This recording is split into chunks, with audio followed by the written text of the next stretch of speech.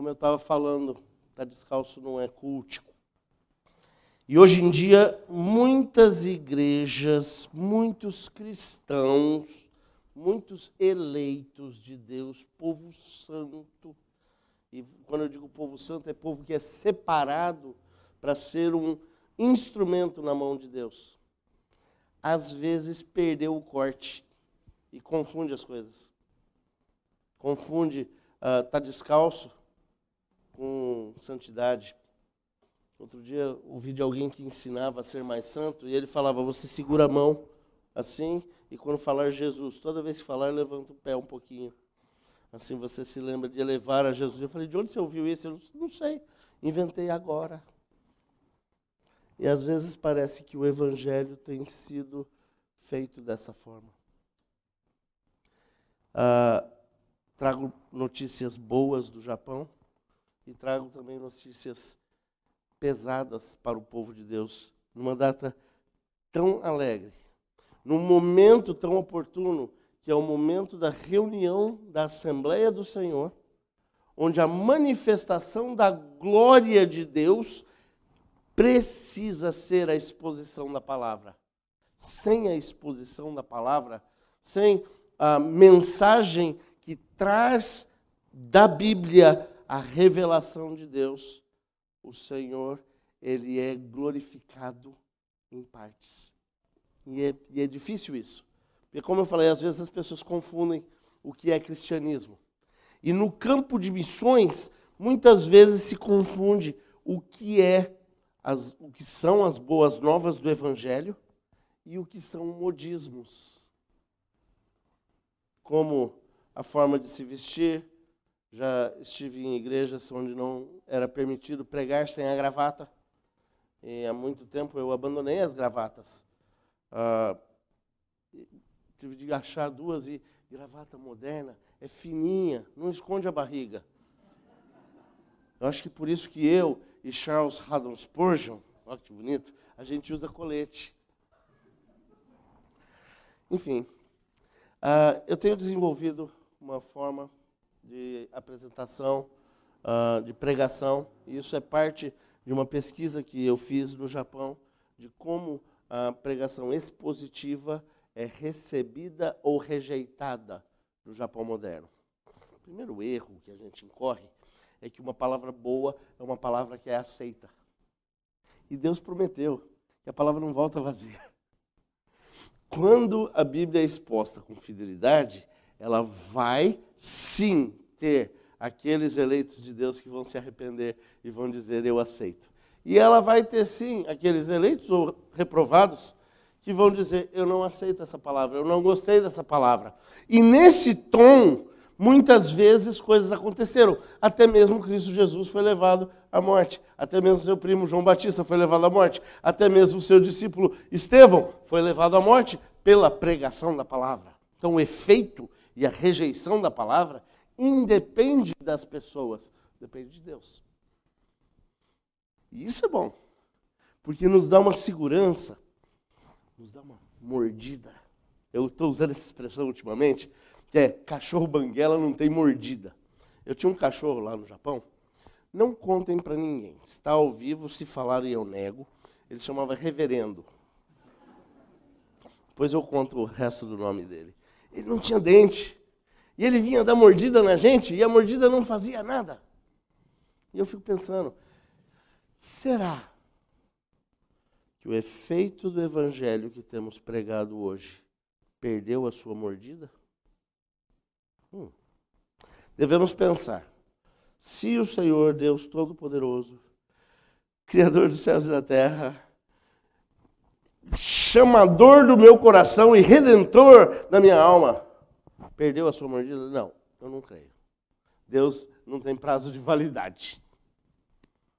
Então alguma coisa deve estar acontecendo de errado do meu lado. Do nosso lado das igrejas. Me perdoem, eu me sinto parte da igreja. E lá no Japão, as crianças fazem parte do culto, porque o culto não é uma ministração para o efeito para vocês. O culto somos todos nós juntos adorando a Deus. E quando a palavra de Deus é pregada, Crianças também entendem. Nós jogamos água na cabeça não só para fazer chorar e dar risada e tirar foto, mas porque eles são parte da aliança. E desculpa, não é o assunto, mas e se tocar, se pensar no negócio, eu entendo, que é com muito amor e carinho. Mas criança que não fica na igreja, depois de adolescente também não fica. Vamos ver aqui em alguns textos, eu tenho desenvolvido dessa forma. Eu quero que você mantenha a Bíblia aberta em Gênesis 37, texto que lemos. E durante essa exposição, tem ali o marcador, o dedo, de alguma forma, Mateus 14 e Romanos 10. E a gente vai ver um pouco a respeito do que é a pregação. Tá? E o título que eu dei é Pregação ou Quá? Ou o quê? Sucesso e fracasso das missões. Algo que eu achei muito oportuno na data de hoje, que comemoramos com sucesso. Eu não creio que o colega Ashbel Simonton tenha visto a sua vida como vida de sucesso. Eu acho que naquela época ele não tinha ideia de quem seríamos nós hoje, adorando ao Senhor. Nós e nossos filhos. E esse é algo que, às vezes, nós, como crentes, como missionários, perdemos essa mordida. Até aqui nesse capítulo 37, nós temos algumas coisas aqui que são importantes a gente lembrar no histórico aqui. Lembra que José era um sonhador. Tá? E antes ali de Deus estar trabalhando com ele, Deus já dava algumas revelações para ele, mas a maturidade dele trazer essas revelações causavam a ira nos irmãos. E muitas vezes, quando nós conhecemos o Evangelho e nós queremos falar desse Evangelho para várias pessoas, o nervo que nós vamos pensar é exatamente aquele da raiva, onde as pessoas vão ter raiva de nós. Nós queremos dar alguma coisa de novidade para os outros, como se fôssemos melhor do que eles. A primeira coisa que ele descreve é que, enquanto Jacó estava nas suas peregrinações, José agora, com 17 anos, começa uma das mais lindas histórias de transformação da Bíblia. A gente tem algumas personagens da Bíblia que são legais, são interessantes. Enoque, por exemplo, mostra a caminhada de fé. E a gente aprende bastante com aquelas simples palavras de que Enoque andou com Deus e Deus para si o tomou. E eu fico falando, o que é andar com Deus? Eu queria saber mais sobre Enoque. A Bíblia resolve não dizer. Moisés contou sobre outros, não sobre ele. Noé fala sobre a perseverança da fé. Aquela fé de Noé. Isso, ele construiu uma arca e todo mundo dava risada dele. Mas ele era um homem de fé. Abrão mostra obediência na fé. Deus pediu um filho para ele. Às vezes a gente fala da boca para fora, mas na hora de realmente oferecer o filho, a gente fala, não. Isaac mostra o poder da fé. Jacó mostra a disciplina. Quem é um caboclo mais disciplinado do que Jacó? Interessante a questão do nome de Jacó. É uma composição de duas coisas. O pessoal do seminário deve saber. Kof quer dizer calcanhar. Yaakov pega no pé, pega no calcanhar. E o hebreu, ele dava o nome de acordo com o neném. Tem um lugar lá perto do Japão, país bem grande, não posso falar onde, sabe aquele país grandão? Eles dão nome para criança jogando pedra no rio. Eles pegam uma pedra e fazem tchum, sim, pim. Jacó era um enganador. E nesse sentido, nós podemos dizer que José mostra o triunfo da fé. E é isso que eu queria trazer para vocês hoje. Olha, José foi amado e ele foi odiado. Ele foi favorecido e ele foi abusado. Ele foi tentado e ele foi confiado. Ele foi humilhado em várias situações. E José foi a provisão de Deus para toda uma nação. Lembra lá no final? Quando ele fala, vocês pensavam que faziam mal para mim, mas era Deus trabalhando, era Deus mexendo na minha vida e na vida de vocês. Então, nós temos aqui uma família muito bagunçada. Eu anotei algumas coisas que eu preciso trazer aqui, que fala mais a respeito da família, de tudo que a gente espera de uma família perfeita. E hoje, nos dias dos pais, a gente põe um sorriso plástico, né? E faz uma pausa para dizer que está tudo bem, porque realmente está. A gente confia no Senhor, mas não está muito certo. A minha está, mas muitas famílias envolvem dor, filhos distantes, filhos que não ligam, filhos que estão esvaindo também em suas vidas. Isso tem a ver com a família. Olha, quando o jovem Jacó tentou enganar o vô, Isaac, para que desse a fortuna da família em vez do seu irmão, o vô do José, né? Tudo desmoronou. O pai de José, o Jacó, teve de correr para salvar a vida do irmão gêmeo, que tinha jurado matar. Jacó foi embora mais de 500 quilômetros a pé, e ele não viu Isaac, o seu pai, por mais de 20 anos. Eu fiquei 2 anos sem ver meu filho. Nossa, quase morri. E é difícil. Jacó casou com 2 das suas primas. E ainda vinha a prima que ele casou e mais uma concubina. Era uma amante legal, tá? Esse texto descreve que ele estava com Bilhá e Zilpa. Nessa família desastrada, tinha muito atrito, tinha muita briga. E eu não posso deixar de fazer uma conexão aqui com o jeito que a família do próprio Senhor, nosso Salvador Jesus, era bagunçada. As circunstâncias da concepção do Senhor eram estranhas. E, de uma ótica da sociedade, o jeito que Maria foi engravidada antes do casamento era esquisito.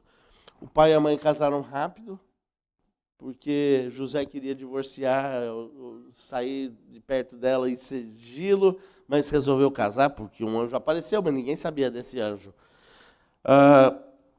Quando Jesus era criança, tiveram que fugir, ser refugiados no Egito. Tá? Jesus nunca se casou, com 30 anos. Tem alguém solteiro aqui, até os 30, sem casar? O pessoal fica olhando esquisito, né? Cobra. Fica tentando apresentar marido, namorada. Chega nas igrejas, já ama os dentes, já parece égua. Jesus também não tinha namorada nem esposa. Nós não sabemos o que aconteceu com José, mas a mãe dele parecia um pouco insistente, no caso dele, né? A mãe de José. Os próprios irmãos não acreditaram nele. A palavra de Deus é isso. É uma família bagunçada. E nós estamos apresentando o Evangelho em missões de uma forma bagunçada. Dificilmente um missionário que conta histórias de heroísmo, histórias aventureiras, me desculpa, mas eu desconfio. Porque tendo estado no campo missionário, e o campo missionário não é só o Japão, viu? É Indaiatuba. Eu me lembro do meu célebre professor falando dos anos de ministério aqui nessa cidade, Reverendo Adi, e ele falava, missões é aqui, não vai ser diferente lá. Não é tão diferente lá do que aqui, enquanto às vezes pastores e presbíteros, e deixa-me dizer, os presbíteros são pastores da igreja, choram de joelhos enquanto veem às vezes as suas ovelhas se esvaindo, se machucando, e às vezes rejeitando a instrução. Me lembra essa história de José. A bagunça do evangelho visto na história de José. O pai gostava dele. O pai o enviou para verificar como que estavam os pastores do rebanho e para trazer relatório de como que estava no rebanho. E quando José tomou posse de um relatório do rebanho, foi negativo. E quando ele foi trazer de volta esse relatório, o que aconteceu? Eles não gostaram. Eles ficaram com raiva.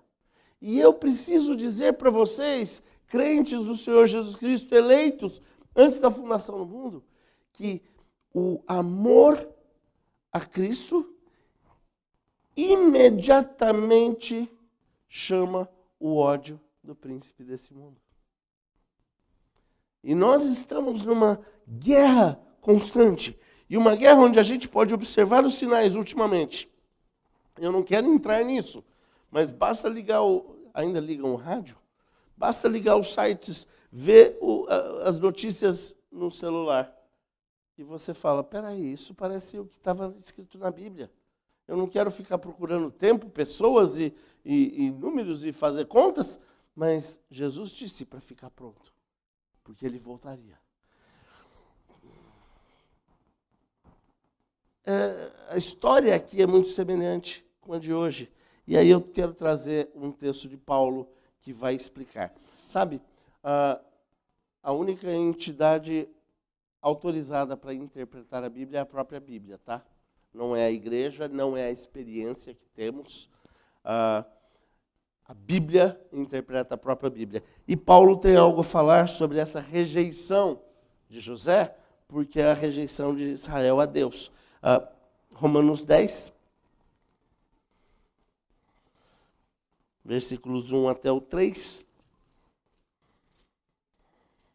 Irmãos, a boa vontade do meu coração e a minha súplica a Deus a favor deles são para que sejam salvos, porque lhes dou testemunho que eles têm zelo por Deus, porém não entendimento.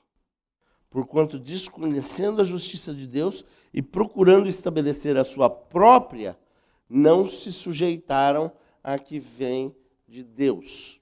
E esse texto é muito importante porque ele é um retrato atual da igreja no mundo todo. A igreja no mundo todo hoje, ela não é a igreja triunfante. Ela não é a igreja que está cantando os seus júbilos de guerra, porque já venceu a guerra. Já venceu porque a gente sabe que o Senhor vai vencer. Já venceu porque já está escrito, já está tudo previsto. Nós já sabemos o final. Mas ainda para nós, exige uma atitude um pouco mais humilde e não uma atitude como a que Israel apresentava quando Paulo escreveu isso. Porque Paulo percebeu, e vejam que no período intertestamentário, o templo estava cheio de... ele foi reconstruído, mas cheio de idolatrias e cheio de paganismo dentro do templo do Senhor. Aquilo que levou o povo de Israel para o cativeiro também era que os altares e os incensos estavam sendo queimados dentro do templo construído por Salomão.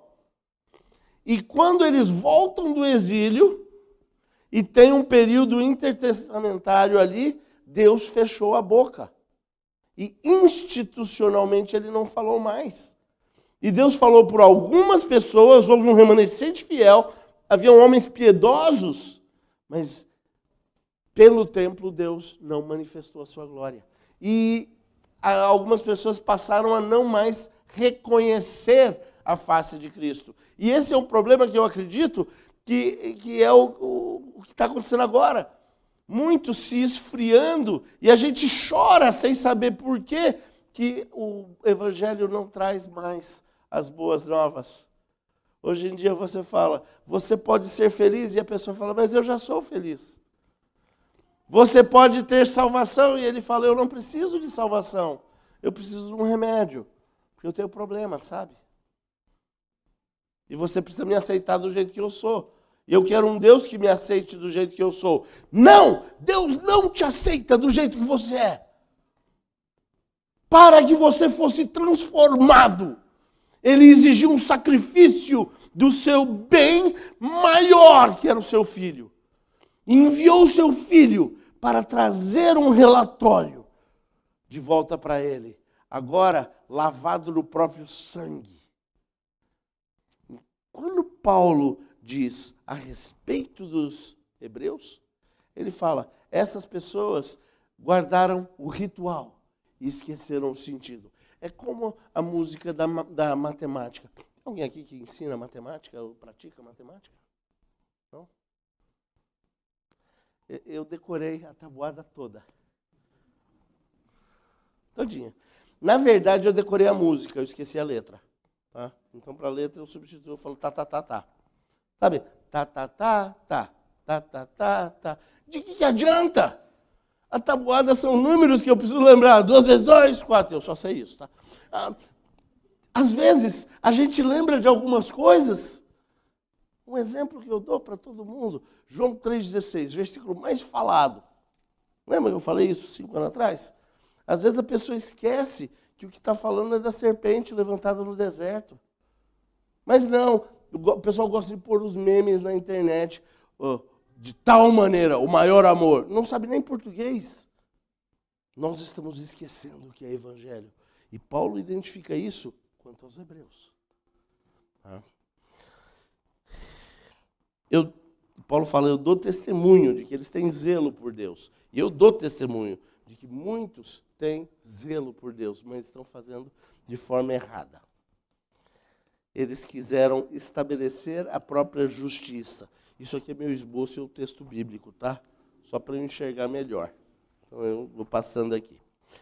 Aí nós temos então, para a gente descobrir o que é a pregação missionária, a primeira coisa é que o trabalho missionário, ele parece ser prejudicado, mas ele não é. A forma de medirmos o efeito, o sucesso do trabalho missionário, ela precisa ser revisitada às bases bíblicas. Porque hoje em dia, muitas igrejas, e eu digo, eu sei que em Indaiatuba não foi assim comigo, mas muitas igrejas vão calcular quantas pessoas se converteram com você. Aí o missionário põe lá, 47 mil.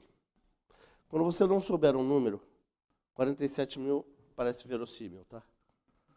Múltiplos de 47. Se for ter que chutar, chuta 47. Por exemplo, quando acende a luzinha do carro, você tem 47 quilômetros para correr. Todo mundo sabe disso, né? Com combustível. Em 47 quilômetros acaba. Não, não são números que contam. Não é esse o efeito. Um missionário foi na minha igreja quando eu era menino. E ele falou que ele desceu aqui em Praia Grande. E ele pregou. E 240 mil pessoas se converteram. E eu falei, uau! Dá 2 vezes a população de Praia Grande. O outro falou, você não acredita? Eu falei, não. Missionário mente. Por quê? Porque ele achava que se ele jogasse um número, se eu fosse mentir, eu falava 47 mil. Melhor, né? Olha só, continuação aqui dos versículos 12 até o 17, de Gênesis 37, tá? E, como foram os irmãos apacentar o rebanho do pai em Siquém, perguntou Israel a José. Deixa eu fazer só uma pausinha aqui. Quem escreveu esse texto foi Moisés. E Moisés, inspirado por Deus, cada vez que ele se refere à pessoa de Jacó ou à nação de Israel, se for bom é Jacó. Se for bom é Israel. Se for mal é Jacó. Pode observar. Toda vez que vai falar, se ele for falar alguma coisa boa, é Israel. E assim agiu Jacó. É um jeito bem interessante de Moisés. E perguntou Israel a José. Então, aqui Moisés está falando que essa é uma boa pergunta. É uma pergunta que vem de Deus, tá? Não apacentam os teus irmãos o rebanho em Siquém? Vem, enviar-te-ei a eles. Respondeu-lhe José, eis-me aqui. Disse-lhe Israel, vai agora e vê se vão bem teus irmãos e o rebanho e traze-me notícias. Assim enviou do vale de Hebrom e ele foi a Siquém. E um homem encontrou a José, que andava errante pelo campo. E lhe perguntou, que procuras? Respondeu, procuro meus irmãos Dize-me, onde apacentam eles o rebanho? E disse-lhe o homem, foram-se daqui, pois ouvi-os dizer, vamos a Dotã. Então seguiu José atrás dos irmãos e os achou em Dotã. É interessante aqui uma situação que eu vejo, os irmãos de José, eles tinham de fazer um trabalho duro. Pastorear a ovelha é muito difícil. Eu digo a ovelha bé, tá? Às vezes o pessoal confunde ovelha bé com ovelha de igreja que levanta a mão. Ovelha do campo não levanta a mão. Coisa básica para saber. É difícil o trabalho. A ovelha não é muito facilmente confinada. Quando a ovelha quer sair por aí, um dos costumes beduínos, eu aprendi isso lá no Líbano, é quebrar a patinha da ovelha. A ovelha se apega muito ao local. Ou ela não se apega muito ao local. Ela quer sair. Então, se ela quer sair e não quer ficar, você quebra a patinha, junta, põe uma tala e ela fica ali 2 semanas comendo num só lugar. Já pensou se a moda pega na igreja? É um trabalho difícil. É desconfortável cuidar do rebanho. Você tem que acordar à noite. Lá no Japão eu tenho um casal, uma cabra e um bode. É o Adão e a Eva. Agora eles tiveram um filhotinho que chama Pasquale, nasceu na Sexta-feira Santa. Às vezes a cabra berra, a gente vai correndo, acha que ela está em perigo, e ela dá uma olhada, vira a cabeça e mastiga o capizinho dela. Ela só quer saber que a gente está ali. Com ovelha é pior ainda. O trabalho é difícil. Esses irmãos de José tiveram que sair da terra deles, ir para um lugar para levar onde tinha capim bom, onde tinha água boa. E ali eles foram para Siquém, onde era para eles estarem, onde foi instruído que eles fossem, mas Dotã seria uma área um pouco mais árida, com menos pasto, mas tinham cidades em Dotã. E eles podiam encontrar os jovens da idade dele. Tá? Então era isso que estava acontecendo. Eles foram enviados para apacentar um rebanho num lugar, mas eles preferiram ver a sua própria necessidade, eles preferiram ver o que eles, como pastores, precisavam, e não o que as ovelhas precisavam. E há uma transformação, muitas vezes, no nosso chamado, talvez você tenha experimentado isso. Lembra do teu primeiro amor, o dia que você conheceu a Jesus? E você acreditava de verdade que Ele era a solução para todos os seus problemas? E hoje você olha para trás e fala, é porque não era bem assim, né? Era! É você que desviou daquele primeiro amor. É você que talvez não aprendeu direito. Eu tenho certeza que essa igreja tem ensinado direito. Mas às vezes a gente não quer a receita inteira. Quer fazer o estrogonofe sem champignon. Gente, estrogonofe com frango não chama estrogonofe. Para quem não sabe, é fricassê, tá? Tem outros nomes. Mas quando a gente decide seguir a Cristo, é seguir a Cristo nos moldes que Ele estabeleceu. Senão a gente pode chamar de qualquer outra coisa. E a glória de Deus parece que não é mais vista. Como aconteceu com os hebreus. E deixa eu mostrar como que isso pode ser pessoal. Uma passagem muito interessante. Volta lá para Mateus 14, 22 até o 24, que tem uma experiência que eu tenho certeza que cada um de vocês já passou. Mateus 14, 22 a 24. Logo a seguir, compeliu Jesus os discípulos a embarcar e passar adiante dele para o outro lado, enquanto ele despedia as multidões. E despedidas as multidões, subiu ao monte, a fim de orar, sozinho. E caindo a tarde, lá estava ele só. Entretanto, o barco já estava longe, a muitos estádios da terra, açoitados pela onda, porque o vento era contrário. Nota que aqui, Jesus também dá ordem para os seus discípulos de fazer algo com a multidão. Agora leva a multidão para lá. Queridos, quer saber uma coisa? Missões não é um trabalho que vocês podem terceirizar. Manda um dinheiro para o missionário e fala, nós somos uma igreja missionária. Não dá. Não dá. Nós somos parceiros, sim. Vocês têm ficado juntos. Mas missões é quando vocês decidem que o seu coração está tão ligado a mim, que quando eu telefonar e falar, gente, eu estou mal, vocês vão se agilizar para ir lá me apacentar, ou para me trazer de volta. Ou para quando eu disser, gente, eu preciso de ajuda. Tem um campo aqui para ser colhido, está pronto, as flores estão aqui. O campo é grande, mas faltam os trabalhadores. Quem foi que falou isso? Foi Jesus, né? Eu estava numa reunião do presbitério, tinha um monte de candidato. Cadê o seminarista?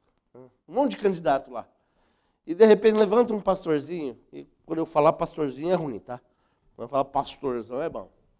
Levantou um pastorzinho, nós não podemos ordenar muitos pastores, porque tem muito pastor e tem pouca igreja. Parece que é uma realidade, né? Não, tem muito pastor querendo as poucas igrejas ricas. Porque eu estou, faz 9 anos pedindo para mandar um missionário para ficar lá comigo, um pastor para ficar lá comigo. E ninguém quer ir. Tudo bem que não paga nada, né? Não tem salário. Tem a igreja de Indaiatuba que ajuda. Está lá sempre presente. Mas olha, às vezes a expectativa que nós temos de ministério é um lucro próprio. E o Senhor não vai permitir isso.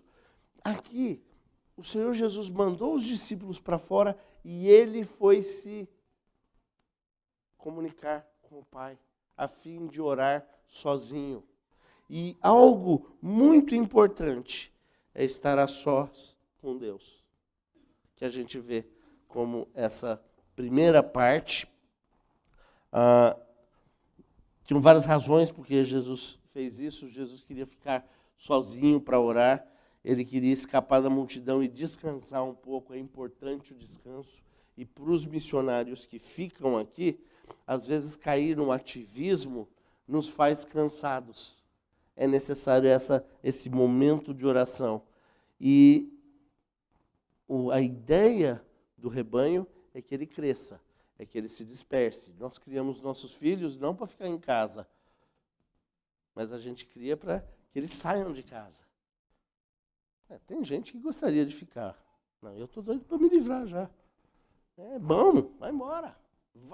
Vai crescer e multiplicar. Esse é o nosso chamado. E Jesus queria que as multidões também se espalhassem. E Jesus subiu no monte para orar. A oração secreta, ela tem o costume de engordar a alma. Tá? Com pedaços secretos que alimentam o corpo. É bonito isso. É bonito a gente pensar que em segredo nós crescemos no Senhor.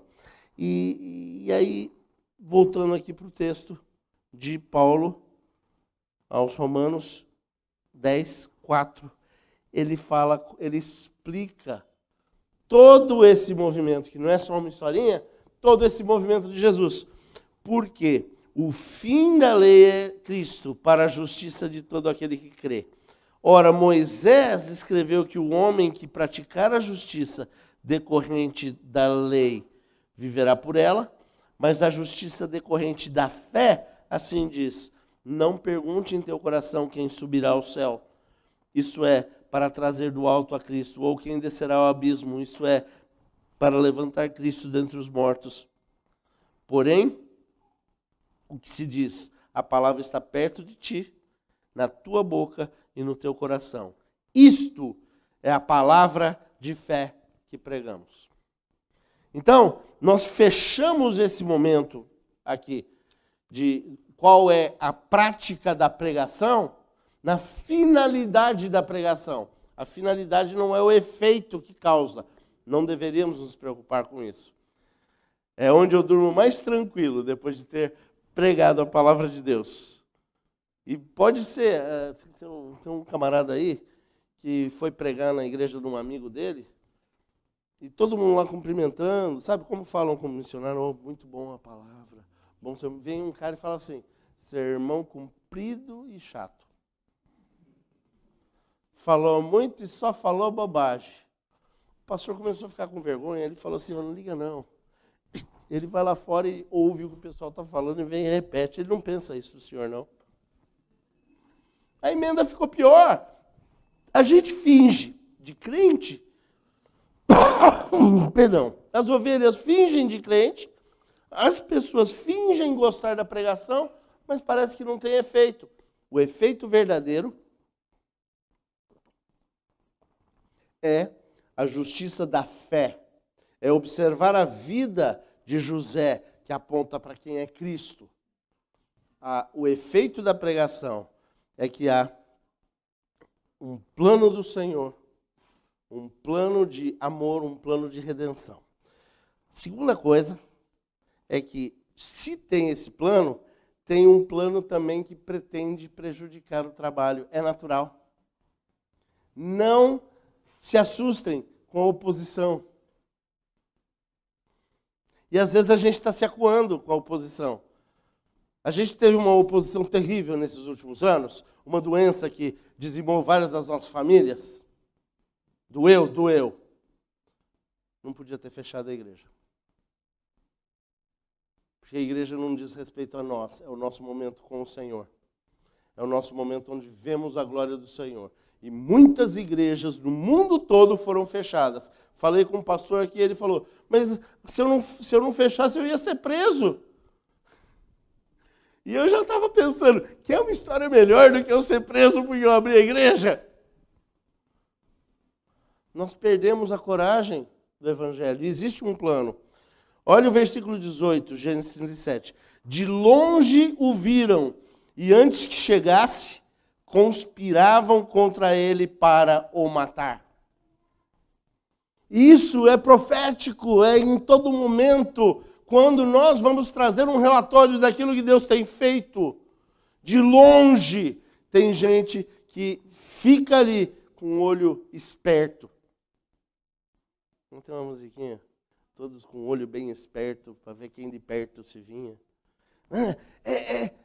É óbvio, se somos do exército de Cristo Jesus, é esperado que tenhamos oponentes sagazes, oponentes grandes. E eu não sei sobre vocês, eu não gosto de brigar. E eu não sou covarde. Eu brigo melhor quando eu estou em turma. Tá? Mas tem uma outra coisa, eu sou lutador. E quando eu estou lutando, quer dizer, não tanto agora, né? Eu vou experimentar sumô, estou esperando caber naquela roupinha. Quando eu estou lutando e eu vejo um cara que é maior que eu, lembra do Davi, que lutou contra o campeão Golias? Todo mundo estava ali, ai, coitadinho dele, ele vai apanhar. E Davi olhava e falava, uma testa desse tamanho não tem jeito de eu errar. Se Deus é realmente por nós, quem é que vai ser contra nós? Mas de longe existe sim um plano. E a igreja precisa estar preparada nisso. Olha agora, Mateus 14, 25 a 27. Na quarta vigília, estamos de volta aqui em Jesus indo orar, tá? Na quarta vigília da noite, foi Jesus ter com eles, andando sobre o mar. E os discípulos, ao verem-no andando sobre as águas, ficaram aterrados e exclamaram, é um fantasma. E tomados de medo, gritaram. Mas Jesus imediatamente lhes disse, tende bom ânimo, sou eu, não temais. Olha que interessante. Jesus vai e ele faz uma coisa milagrosa, ele vai até eles, e nós temos visto milagres acontecerem todos os dias. O fato de você ter acordado hoje de manhã já é um milagre. As misericórdias do Senhor se renovam a cada manhã. E nós não estamos vendo, nós temos medo. Ai, mas e se eles vierem contra nós? E se eles proibirem? E se o bicho pegar? Não tem essa? Não vai lá que o bicho pega.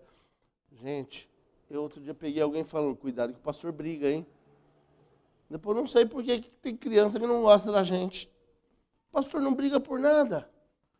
Mas nós temos causado um medo de coisas, aquele medo de fantasma.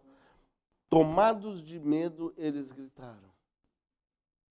Só que aí Jesus entra em cena e ouvindo a voz dele, a fé vem por ouvir a voz do Senhor. Ele fala, não temam, tem de bom ânimo, sou eu. Que delícia seria ouvir o Senhor bater no peito da gente. Hoje de manhã eu falei que quer dizer esse bater no peito, né, e dar a balinha.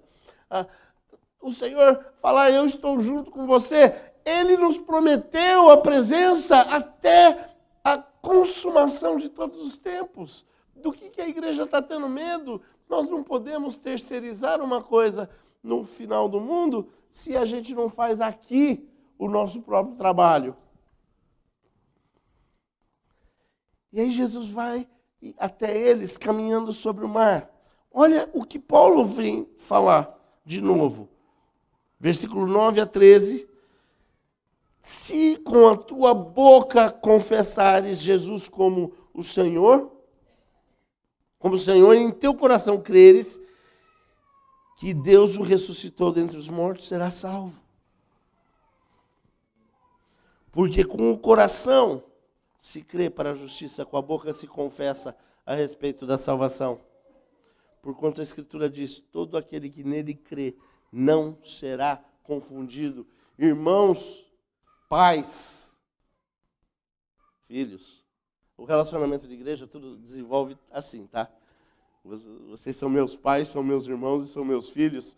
E esse é o tratamento do corpo de Cristo.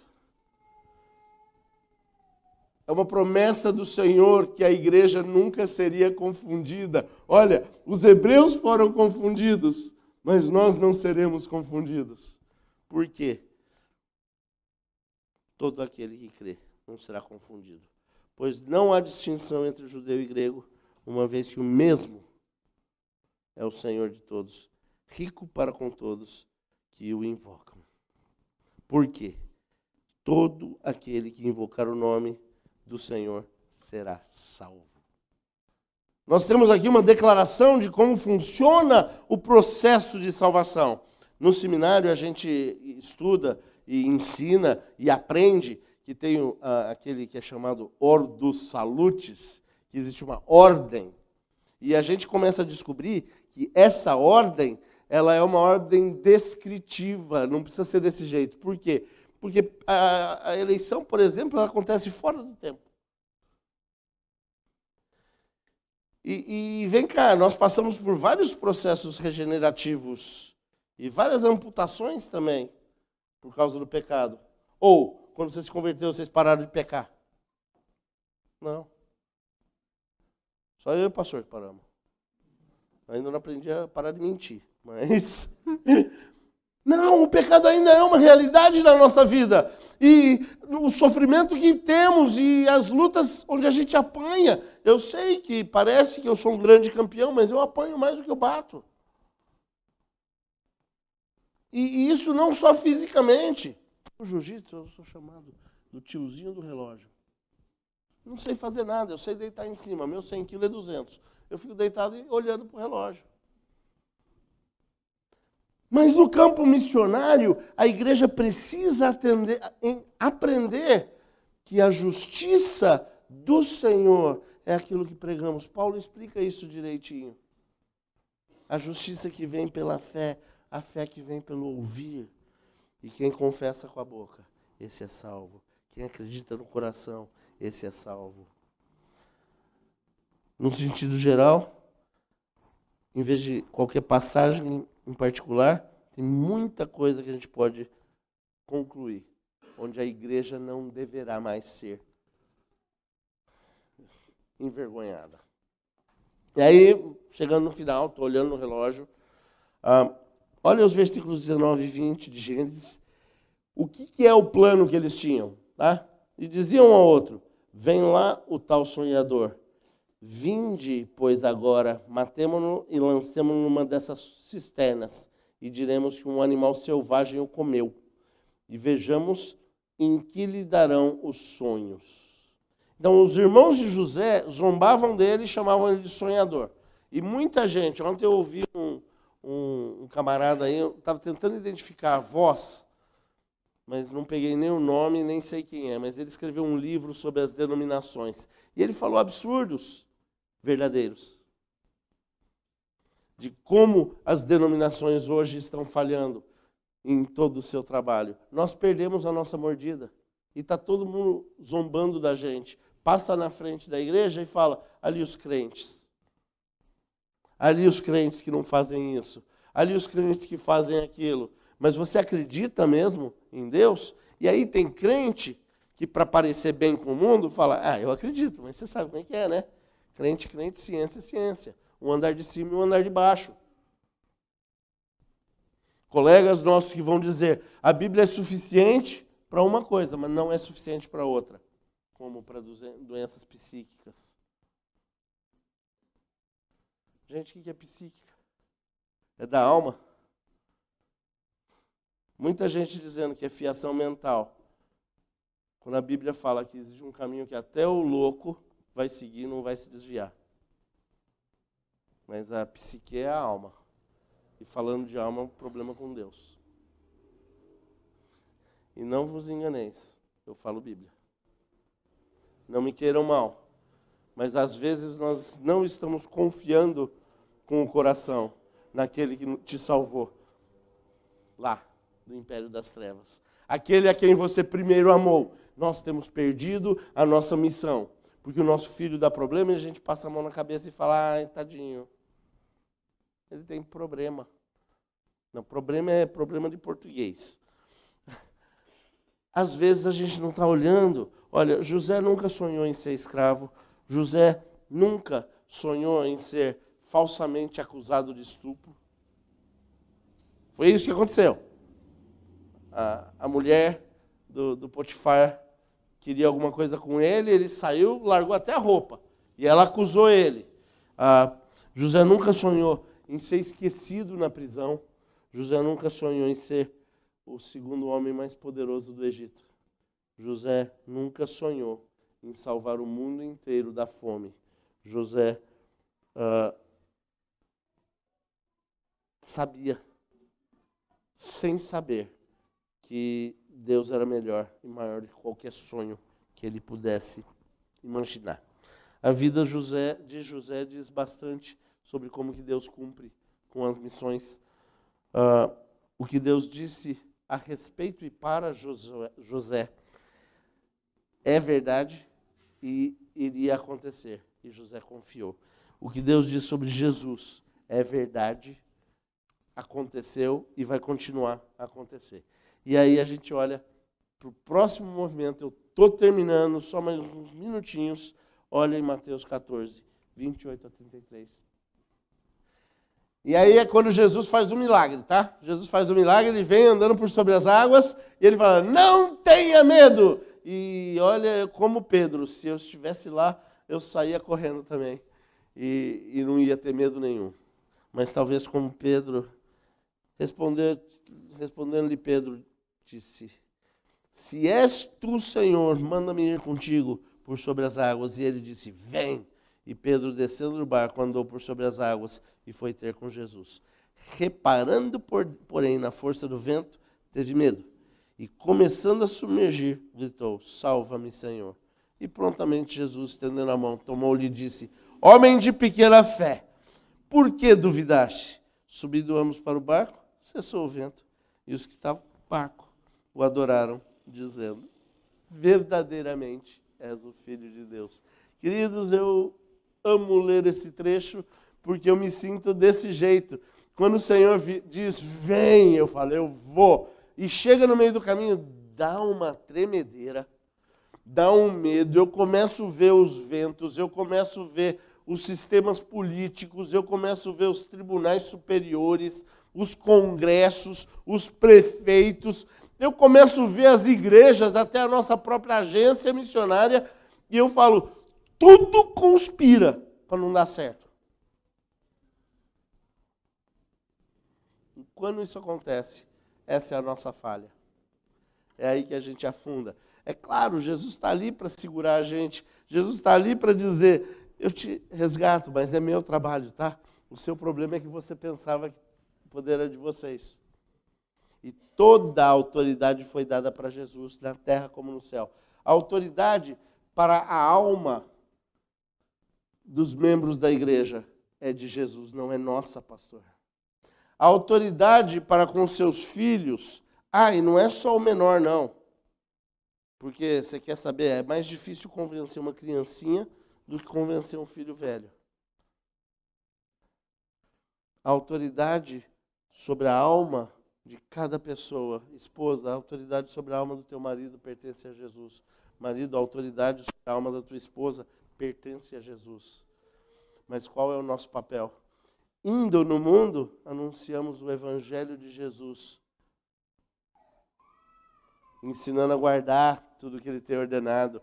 É igreja, é Bíblia, esse é o tratado missionário, é quando o Senhor Jesus nos dá essa instrução.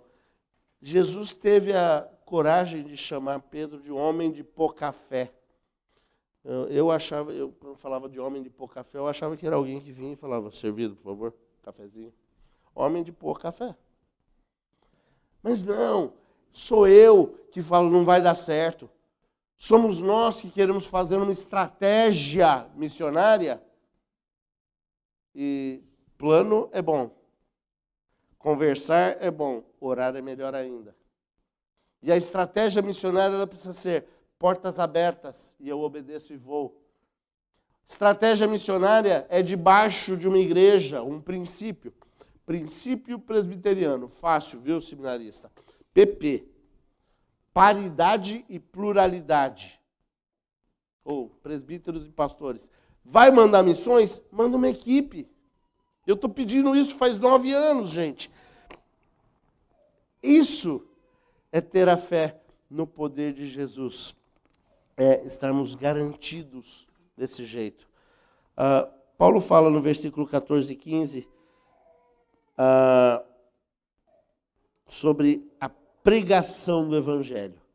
Esse momento da pregação do Evangelho é quando Jesus pega e fala para a gente, ele comunica. Isso é a pregação. Hoje as pessoas esquecem um pouco o que é pregação e existem termos técnicos. Mas qual é a mensagem que nós temos? Como, porém, invocarão aquele em quem não creram? Lembra? Paulo está falando, todo mundo que invocar o nome vai ser salvo. Como que vão invocar aquele que não creram? Mas, gente, isso está dentro da tua casa também. Mães, quantos dos seus filhos cresceram na igreja? Será que eles creram? Como que eles vão invocar? Aí, como crerão naquele de quem nada ouviram? Então não é fazer teatrinho, não é cantar musiquinha, não é tremer, Não, é ensinar a guardar a Bíblia. Ensinar a guardar o que Jesus disse. É a aliança, é o batismo em nome do Pai, do Filho, do Espírito. É ter a segurança de que não tem cara feia, não tem bicho. Criar meninos corajosos que têm coragem de entrar em briga para defender as suas irmãs, as suas mães. Criar um povo que diz algo a Deus e debaixo de Deus diz algo ao governo e não ao contrário. Como ouvirão se não houver quem pregue? Às vezes a gente está interessado em uma estratégia missionária para o Japão, mas não temos pregado em nossos lares. O ID começou com um lá e não aqui. Começou com vamos fazer lá, vamos pagar para ser feito lá. Como pregarão, se não forem enviados? Como está escrito, conforme são os pés dos que anunciam coisas boas. E essa referência de Paulo é ótima, porque a pessoa que vinha trazer as boas novas tinha o fronte da batalha e, de repente, o camarada vinha correndo para trazer a notícia e trazer as ordens de volta para ele. E deixa eu só falar, não tinha tênis daquela marca Nike não, tá? Embora Nike seja uma palavra grega, eles iam de sandálias, descalço, batendo o pé em tudo quanto é lugar. ferindo. E a beleza que Paulo se refere, a beleza que Davi se refere nos seus salmos, é que, mesmo vendo as feridas dos pés que trazem as boas novas do fronte, nós sabemos da beleza desses machucados. Onde não havia beleza no nosso Senhor, na sua morte, nós vemos a beleza maior de todo mundo, na nossa beleza de Cristo, vista em nossa vida. Mas como é que vai ser se não tiver quem pregue? Eu queria só finalizar, deixando os versículos das perguntas que Paulo fala, de novo no 14 e no 15. Como, porém, invocarão aquele em quem não creram? Como crerão naquele de quem nada ouviram? E como ouvirão, se não há quem pregue? E como pregarão, se não forem enviados? Como está escrito, quão formosos são os pés dos que anunciam as boas novas. E é isso, queridos, que eu preparei para manifestar a glória de Deus, trazendo à memória de vocês o que a Bíblia fala sobre o que é missão, o que é pregação, e fazer com que essa missão e essa pregação comece nos seus relacionamentos mais básicos, como foi com Jacó e Israel, né, mandando José ir lá ver os irmãos dele. Os resultados podem ser perigosos, mas nós não temos medo. Nós confiamos no Senhor Jesus. Isso nos faz formosos. Pastor, era isso.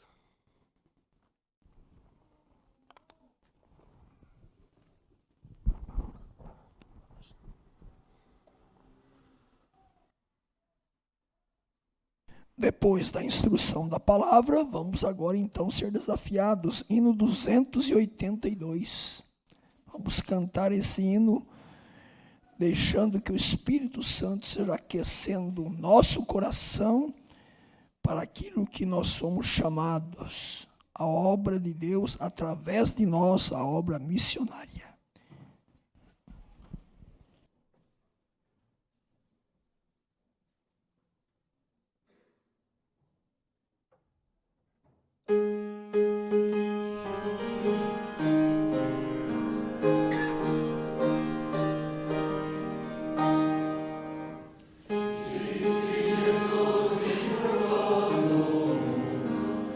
Pregar eterno dom,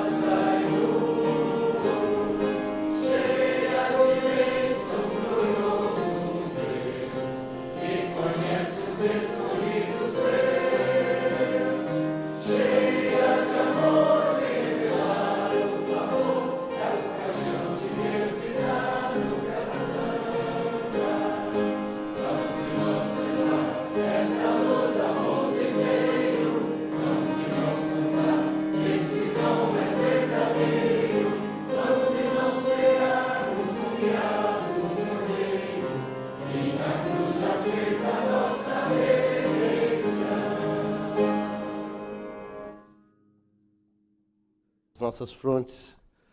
Ó Senhor, te louvamos.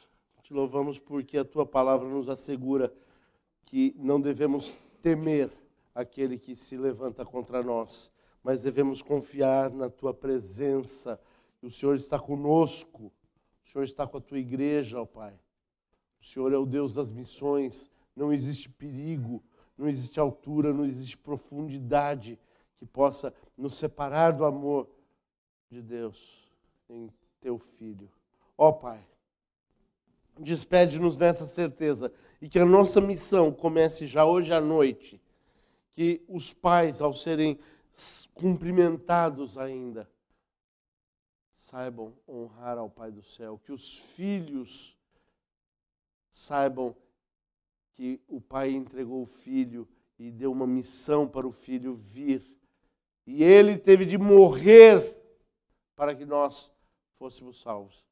Despede-nos nessa segurança, nessa alegria, em nome desse Senhor Jesus.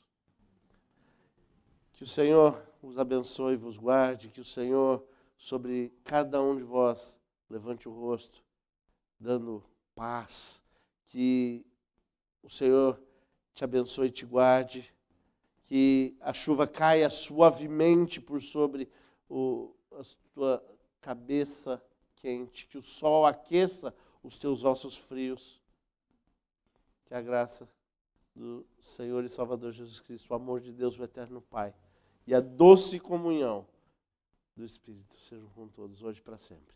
Amém.